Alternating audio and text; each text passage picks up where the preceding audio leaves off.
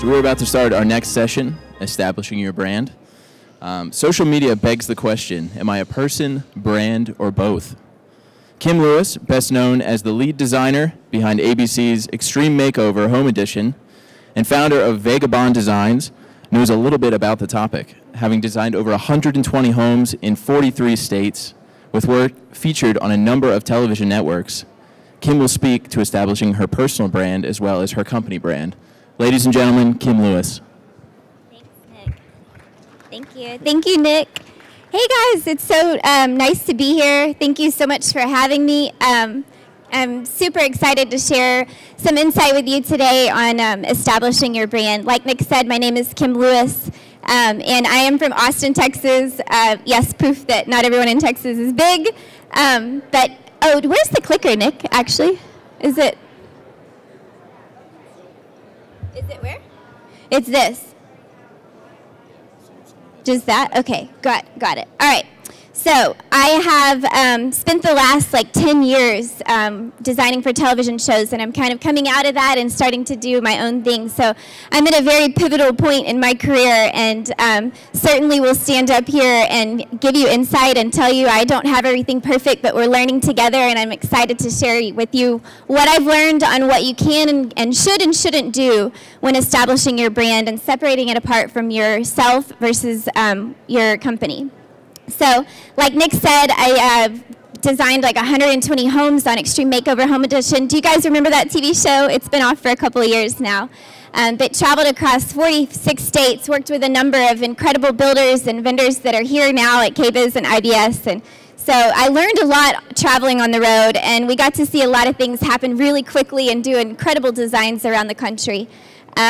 You may have also seen some of my work on a number of other TV shows on HGTV, FYI, National Geographic, and amongst others, Bar Rescue, Bakery Boss. So I've traveled a lot, done a lot of really cool things. And the last TV show you probably saw my work on was Tiny House Nation. Do you guys watch that? Has anyone seen? How many of us believe in the tiny house concept here? Yeah, raise your hands. It's super cool. This is a house I did actually in Austin, Texas, and it's gotten a ton of press all over the world, actually. But it was a really fun project to work on, and you'll see in this picture on the left one of my defining brand things that I'll talk about in a second. So take note of this left page, the left corner. A couple other pictures here of the tiny house that we did. So, enough about me. I really want to talk about you guys today. This is, my challenge to you today is that you're going to leave here with homework. So get your pen and paper out. I'm dead serious. This quote is everything. Beauty begins the moment you decide to be yourself, okay? So being you. My hope is that you'll take note of what we talk about and leave here thinking. If you are walking up to yourself and meeting yourself for the first time, I want you to try to step back and look at that perspective today as we're going through this. I'm going to show you examples of what I'm doing and trying to do and probably not doing perfectly, but I really want you to look outside of yourself and take this different perspective today. When we're looking at building a brand and you're deciding, I don't know how many of you work for yourself or for another company, but when you're thinking about establishing your brand, it feels like there's a lot of ways you can go and a lot of paths that you can take. So I really want us to kind of look big picture today. Some of the things we're going to touch on and things that I really believe in when you're establishing your brand and trying to define who you are in this industry. Having unique graphics, being repetitious, having consistency in your messaging, being memorable, having personality and professionalism, clear messaging, and something meaningful, okay? These are all broad strokes that we're going to dive into more in a second. But those are really the kind of the hinge point as you're trying to, if you're walking into a path and you're trying to figure out which way you go, these are all things you need to be thinking about when you're establishing who you are. So the do's. We're really going to talk about and compare some do's and some don'ts. And we've all made some of these mistakes as we go, but the point is we're going to try to look at them in depth today. Define your style, have a perspective, invest time in yourself, dress the part, align yourself with brands that you believe in, carve your space, but most importantly, be you. So we're going to take apart these things. Number one, here's where I'm serious. I'm going to pause. And if you have a piece of paper out, I really want you to do this. What is your number one thing that defines who you are? I'm going to pause. I want you guys to write something down. If you don't know what that is, that's totally fine. But when you leave here today, that's the one thing you need to think about is what is that one thing that attributes your style? How many of us are designers here? Designers, yeah. And builders? Hi. Some of my favorite builders are in the audience. Seriously, that one thing. I'm going to hold on to that, and I want you guys to walk away with something and really think about that when you leave here. It can be two. It can be two things, but really one. If you ask me what people hire me for, my design firm, it's really a lot of time, I hear it's my use of color. That's my thing. I love color. I really believe it brings spaces to life. So that's what I hold on to. That's my number one thing. I love color. My second thing is, because I think we're allowed to have two without, diluting the water, purposeful design. I really want whatever I do in this world, whatever work I put out there, to have some intention and some great meaning. I want it to be inspired. I tell people, the mission behind my brand is I want to create in order to inspire. Bottom line, that's it. It's really nothing more than that.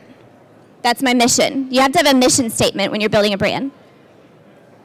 So, like I said, if I'm walking up to you and I'm meeting you for the first time, we're going to take this perspective. Seriously, try to step outside of yourself today. Kind of a visual for perspective. I was working on a TV show a couple years ago in Maryland, and we came across this beautiful corn wheat field. And it goes back to that standing in that place where you're trying to decide which path you take, and it looks like you're in the wheat field or in the woods, and you're not sure which way to go and which place to take your brand to. The only way to really see how to do that correctly is to go above yourself, look down and say, who am I? Step outside yourself, or look in the mirror and say, who do I want people to see when they see my brand? This was actually a wheat field that I stood in, and the wheat is much taller than me. That's easy, but and they carved this beautiful picture in the wheat. So when you go over this field, it says the word cure. And how cool is that? That there's a lot of different paths, and it looks very muddy and crazy, but from the big picture, I see one thing. And they made it to honor this woman that was trying to get through a time of cancer. And it said the word cure. And so I just love that perspective. So I really want us to try to have that today. I always say this when I talk to people because I totally believe it. Every child is an artist. So how do we remain when we grow up? That's what Pablo Picasso said. When you are thinking about your brand, I want you to take an artist's perspective. If you go to a museum, it goes back to that. Who are you? What is your signature? If you go to an art museum and you look down a hallway, you can identifiably very quickly say, oh, that's definitely Van Gogh or that's definitely Mondrian. Look at the two different styles here, y'all. This is super different. Van Gogh used different brush strokes and colors, and Mondrian used geometry and primaries. And so this is the same thing when we're looking at our work that we're putting out in this creative industry. You need to have an established look. Yes, you absolutely have to listen to your clients and their needs and go by that. But you can always hinge on a style that speaks to you and your language. And that's why people will hire you, because they know and trust your aesthetic. Does that make sense? So the second thing I want to talk about in terms of establishing your brand, a do and a don't, you do have to pursue press and publishing, and you do have to invest time in yourself.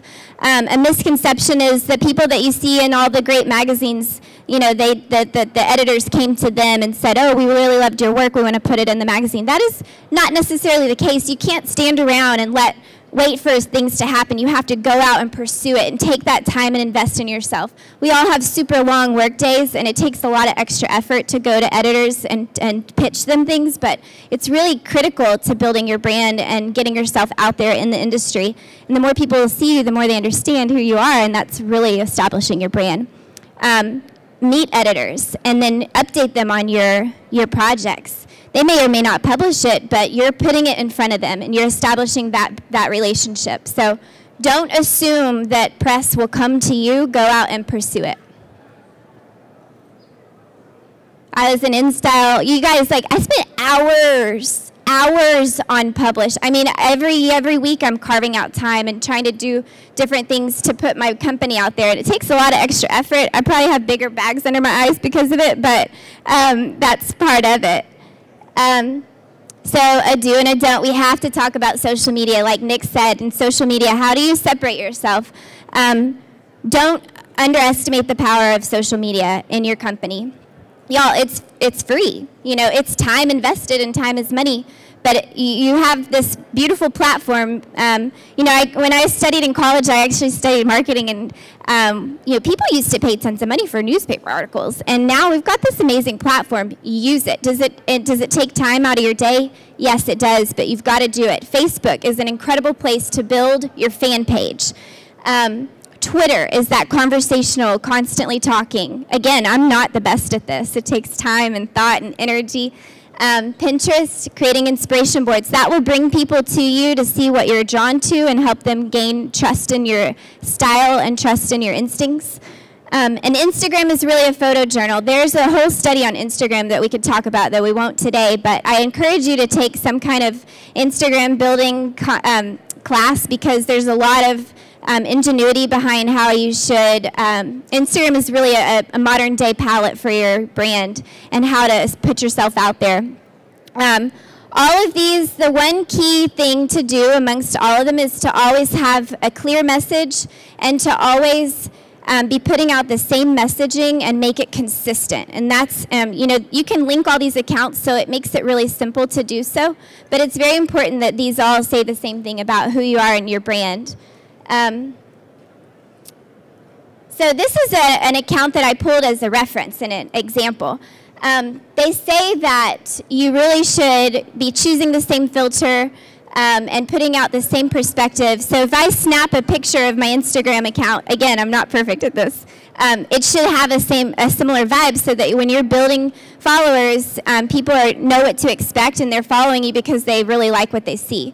So this is an account called Canary Gray, and I think she does an incredible job of just making a very consistent platform. Again, that's nitty-gritty, and I encourage you to, if you have an Instagram account, go get a class on it, because there is a lot of ingenuity behind it. Just the part. Okay, so this is like part of establishing your brand is, you know, people meet you, and your first impression is super important, and making sure that you're putting out who you want to be, right? I remember on Extreme Makeover, I have some of my friends from the show in the audience here. Paige Himmis on the show, she always wore a pink hat. Do y'all remember that? Yeah, she always wore a hat. There are designers I know that always wear a bow tie. One of my favorite designers always wears funky tights, and you kind of see her and you're like, hey Julia, you know, she looked great, and there's your thing. Dress the part, like have something that sort of is a signature to your style. I would totally be in boots up here if I could. I don't know if they would have appreciated that. So, I remember when my dad, years ago, my dad loves marketing, and he was like, Kimbo, you need to figure out what your thing is when people see you. Like, you know, Paige wears a pink hat, you should wear a blue hat. And I was like, Daddy, I don't need a thing. I'm 4'10". My thing is that I'm little, and that's my thing. But we all need to have some kind of thing that people see you. So I actually recently bought a truck. I'm a Texas girl at the heart of who I am, and when I pull up at a construction site, people know that's Kim. You know, I love it. It's part of who I am, but it's also part of my brand. So I really believe when we're establishing our brand, it should speak to a part of who you are as a person. This is my Southern roots, and the truck is kind of just part of my role in my brand. Her name is Pearl. I named her. She's a 1977 Ford F-150. The first car I ever drove was my granddaddy's, which was a 78 Ford pickup truck, this exact same model in like brown and cream. Y'all remember those old trucks. It's really fun to drive. So dress the part. If I'm walking up to you, meeting you for the first time, especially at a networking event, what's the first thing I see? Your business card, right? Your business card, y'all, is so important. Don't make the mistake of putting something out there that you're not proud of. I remember years ago, I was trying to come up with a design concept. Ooh, Anna, do you mind getting my card out of the bag? I want to show y'all. So like I spent months mulling over, what is my card going to look like? You know, I'm working in TV. I know I want to start my own company someday. What should my card look like? And I thought about it, mulled over it and over it. Y'all know us designers, we mull over things a lot and think about them. Oh, thank you. So we all, you know, we have a lot of decisions to make when we put a business card out there. And I didn't put one out for months because I couldn't come up with a design that I wanted to put out into someone's hand. Finally, I remember I was walking my dog. I was in LA, and I was like, oh, I know what I want. I need a tagline, and my tagline is going to be "Little Lady, Big Ideas." Very simple, right? I'm a little lady, and my ideas are pretty crazy. Like half the people in here can say yes, they are. So I really wanted something that said that. And then I'm an old soul. I'm a Southern old soul. So, and I travel a lot. At the time, we were traveling all over the States with the show. And so I made like an old luggage tag, and that's my business card. And I did this years ago. On the front of it, it says Little Lady. On the inside, it says Big Ideas. Pretty simple, but it took a lot of thought on my part, but people love it. And I've had people I've met at shows like this, the next year they're like, you're that girl with that cute card. I still have that thing on my desk. I hear that a lot, y'all. So that's because I put thought into it. Is it perfect? No, I'm not claiming it is. It's me. It's definitely me. And when they say that, it's really nice to hear that they liked it enough to keep it, and that made it memorable. So being memorable is really a big part of establishing your brand. Whoever, whatever your brand is, make it memorable. I pulled some examples of like what a good business card might look like. Doesn't have to be expensive. Y'all, I print these at home. Another reason I probably have bags under my eyes, but I save money by doing that. These are a couple other examples, like just really thoughtful, genius, really simple ideas for your business card. So take the time, like take a step back when you're establishing your brand. Take the time to come up with something that you're proud to hand out. Another point in establishing your brand that I really believe in, that I've learned along the way, is to align yourself with brands that you believe in. Brands that you use in your own company, that you would spec in your own projects. Again, it takes some extra time, but aligning yourself with brands that you love, they will build you up. They will raise you up. And are you getting paid? Not necessarily. You don't have to, but the networking there is really invaluable. And really, you're setting yourself in the industry as an expert when you align yourself with brands and help them develop product, and you learn a lot about their process, and you become part of the family in the home building industry. These are a few brands that I've aligned myself with. All companies I spec myself. An example of this is I recently, last year, did a launch with Silestone. They're a countertop company. I'm sure you know them. They picked trend spotters, and we were able to come up with a color of our own, which is here at the show. It took time out of our work schedule to do this, but it was totally worth it. It was a huge honor, and these are the type of opportunities you just don't say no to.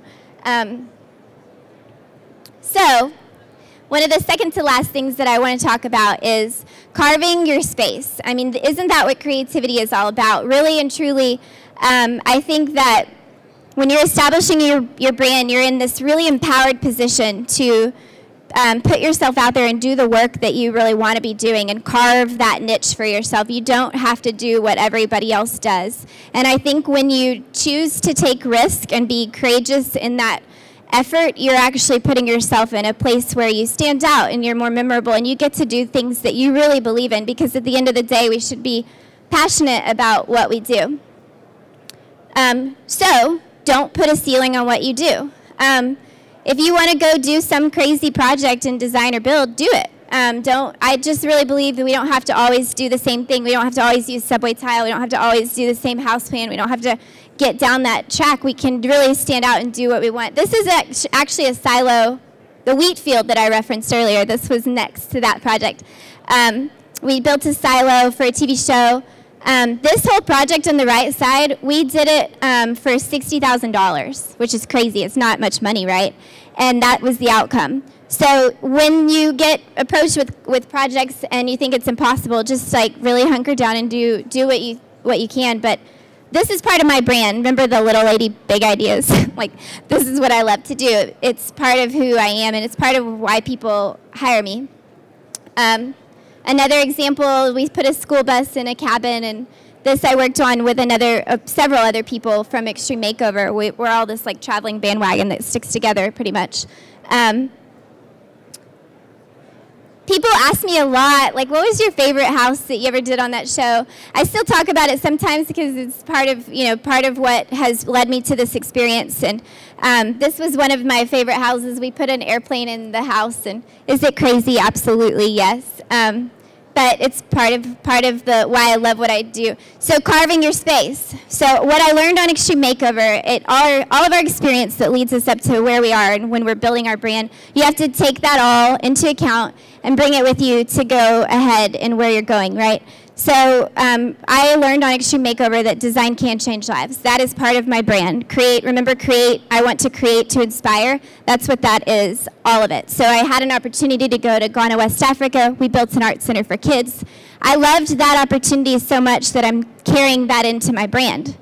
Who says I can't, right? Like, this is volunteer work, but I want this to be part of my company because it's what I believe. And at the end of the day, my clients are excited that I get to do something like this. And so I'm just carving that space out. And I'm working with this effort to do this part. And I'm taking that along. So if you go to my new website, Vagabond Designs, it talks about art centers because I really believe in them. And I want to keep doing them. So carving, I mean, it's a new thing. I'm just carving that space out because it's what I believe in.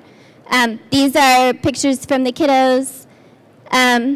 That was the building design that we did. So the point is, whatever you do, tell your story, believe in your story. Is your brand you or your company? It's a funny question, right? Do y'all have an opinion on it? I think your brand has to stand for what you stand for, because otherwise you're standing on sand. Like, it has to stand on solid ground. And the only way we can really put our best foot forward is to really believe in what we're doing. So is your brand you or your company? I think it stems from who you are. So back to who am I? I'm color. I have color, and I want intention. And I want to tell a story with design. That's who I've carved myself out as, and that's what I believe in, and that's why I'm interested to keep doing what I do. We all kind of get bored with work, don't we? I mean, come on. If you say you don't, then we're lying. But we want to keep, like, challenging ourselves. The only way to do that is to really believe in what you're doing. So I believe that with design, I'm a storyteller, and I want to do that for my clients. Every client is different, and you have to listen to them, right? This is just an example because I love giving examples. For one show in New York, we did, after Hurricane Sandy, we rebuilt a bar and restaurant. And we walked up, and there's a ton of devastation and destruction and a ton of trash. And we decided to take from that, take the destruction and build it into something beautiful. And we called it Picking Up the Pieces Together. And we made a flag out of all the, oh, not all, a lot of the trash that was on the bay side. I think this is a beautiful analogy to building your brand. You have to, like, take what you've learned, take what you have, even the leftovers sometimes, even if it feels like you don't know exactly what all this is, but you have this great experience. Take that and make it part of your story and build something beautiful from it. So always look ahead. It's hard when we're, like, day to day trying to figure out, well, I've got too much to do to stop and think about a business card. I've got too much to do to stop and think about who am I in this brand. And yeah, Kim, that all sounds great, but Instagram, like, that's for the birds. You got to keep looking ahead and persevere and push through and keep, take the time to invest in yourself. So I'm, like, standing on this stage before you guys today at this pivotal point in my personal career, where I'm coming from experience of Extreme Makeover and TV shows and Kim Lewis, like, who was Kim Lewis? Who is Kim Lewis? And I am changing my company right now as we speak to a brand, because I never wanted my company to be about my name. The ideas behind what I'm doing are so much bigger than a name, than a one person. So I'm shifting. Like, y'all are seeing the shift today, and you go to my website, I still have 2 up because I'm like, I don't know, what am I doing? Like, I'm being honest because that's the best way to be, is just be honest. And I can tell you from experience, like, it's confusing. I'm the girl that's standing in the wheat fields going, which path do I pick? But that's part of it, right? And so the only way I know to get past that is to go, okay, go back to your roots. Who's Kim? Who am I? I'm the girl that loves driving a Ford pickup truck at the end of the day. So my roots, right? I'm a Southern girl. I have my roots, the things that ground me and who I am and what I can believe in, and my brand, because my brand has got to be about what my heart is about. That's the way I think. Roots. What have I done? I've traveled a ton with Extreme, with other stuff. At the end of the day, I love global inspiration and cultures, so that's part of my brand. Staying grounded in your roots is super important, but taking with you what you've learned from outside and travel and inspiration, that's part of going into my brand. The wing, I call it my wings. So you got roots and wings, and then purpose. Like at the end of the day, again, I love having purposeful driven design. So my brand and what I've taken what I've learned from my past, where I want to go in my future, and that's my brand. Roots, wings, and purpose. Does that make sense? I'm telling you this because I believe I'm just like you guys are. We all have what we've learned along the way, where we want to go, and why we want to do it. And that's when you're thinking about how to establish your brand, those are the things that you really want to consider, because that's kind of the hinge, the pivotal point. So that's Vagabond. That's my boots on the ground with the color. Remember the tiny house? Like that is who I am, and that's where I'm taking this brand. We are building out products with artisans because it goes back to the art centers. We're building out T-shirts in Ghana with artisans. Like, who says I can't do this as part of the brand? Nobody. I'm carving that space out because that's part of who I am. And the next stop is Cambodia. Literally in 4 weeks, we're going to build another art center in Cambodia, and I'm super pumped about it. This is part of the company and the brand. So, hey, how do I turn this thing on? I have something I want to show y'all if it works. Okay, enough from me. Look, I bet if I press this. Nope. Do we have an internet connection? No. No! Really? Y'all. Well, we're 40 minutes in. Darn it. Okay, well. It's a pep talk from a little guy. Has anybody heard of Kid President? You have. Kid President? Okay. I wish y'all could see this. Go home and Google it. He talks about, gosh, now I'm really put on the spot. He talks about, like, now's your time. You were created to be awesome. He's like, you know, Robert Frost, the quote from Robert Frost, I took the path. Oh gosh, we're gonna pretend this didn't happen. Space Jam. What's your Space Jam? He says, and so you basically all this stuff. He's like, you just gotta keep going, going, going. Like that's him, right? That's Kid President. Go home and watch it. I'm dead serious. You guys would be leaving with tears. This is actually better because you won't cry when you leave here. But it's super inspiring. The point is that I think that when you're establishing your brand, it takes time, right? And it takes a lot of perseverance, and it takes a lot of thought and a lot of dedication and a lot of like looking into yourself, going above and outside yourself and saying, who do I want to be? How do I want people to perceive me? What do I want to be remembered for? That is all part of establishing your brand. It's a really fun place to be. It's an empowering place to be. And I challenge you to make it part of your daily routine and what you're doing in your jobs and your work environment. I'll end with this. It takes time, right? It takes time to let something blossom and grow. And so be patient with yourself, but push yourself to a place where you know at the end of the day, you're happy to hand that business card out to someone. You're proud of it. That website, that says exactly what you wanted to say about who you are and where your company goes. But be patient with yourself. I hope you guys learned a lot today. Thank you so much for having me. And best of luck with establishing your brands. Do y'all have questions? Anybody? No? Okay. Thank y'all so much.